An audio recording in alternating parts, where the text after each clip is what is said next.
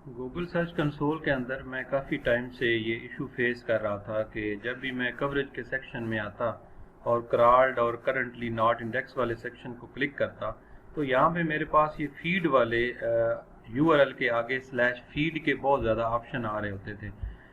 तो मैं एक रैंक मैथ जैसा प्लगइन यूज़ कर रहा था जिसकी वजह से ये ऑप्शन आ रहे थे, और एक छोटी सी सेटिंग थी जो मैंने करनी थी, तो ये रिजॉल्व हो जाना था।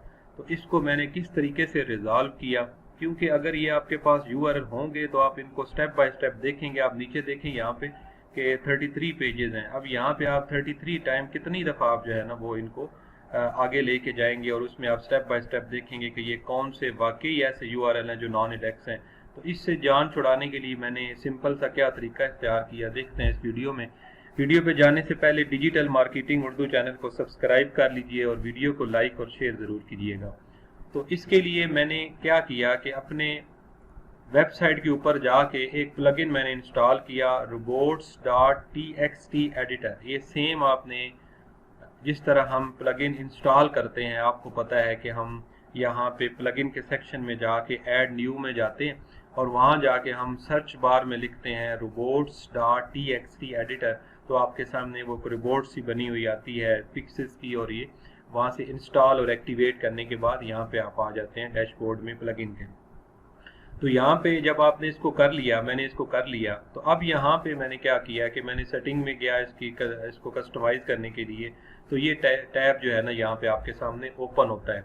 तो यहाँ पे सिंपल सा आपने एक काम करना है, तो आपका ये बड़ा इशू जो है ना वो रिजॉल्व हो जाएगा कि आपने यहाँ पे ये जो कोड है adding this code in robot.txt file, इन दोनों को डिसअलाउ कर देना। आपने फीड को भी करना है और दूसरे फीड को भी करना है, क्योंकि मेरे पास जो फीड में ऑप्शन आ रहा था वो तो यहाँ पे आ रहा है, ये देखें ना ये वाला, क्योंकि ये प्लगइन भी मैंने आज किया है। इसके अंदर सॉरी ये नहीं, ये ऊपर वाला, ये ऑटोमेटिक जो है ना इसने इसमें डिसअलाउ किया हुआ था।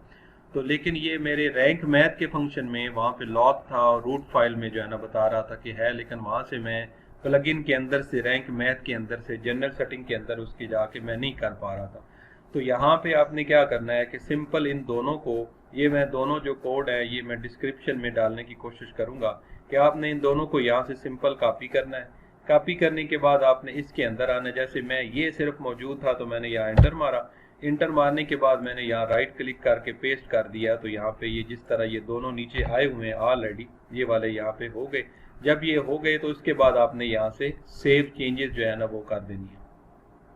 अब जब आप यहाँ पे सेव चेंजेस कर देंगे तो आपने robot.txt फाइल में ये बता दिया कि ये जो मेरे फीड वाले आरएल होंगे यूआरएल सॉरी होंगे, इनको कभी भी आपने अलाउ नहीं करना कि वो मेरे वो जनरेट हों और वो वहाँ पे गूगल सर्च कंसोल उसको पिक कर सके। तो ये थी एक शॉर्ट सी वीडियो। इस तरह की मुफीद वीडियो देखने के लिए, टच रहने के लिए मेरे साथ मेरे channel digital marketing Urdu channel को सब्सक्राइब कीजिए और वीडियो को लाइक और शेयर ज़रूर कीजिएगा। बहुत शुक्रिया।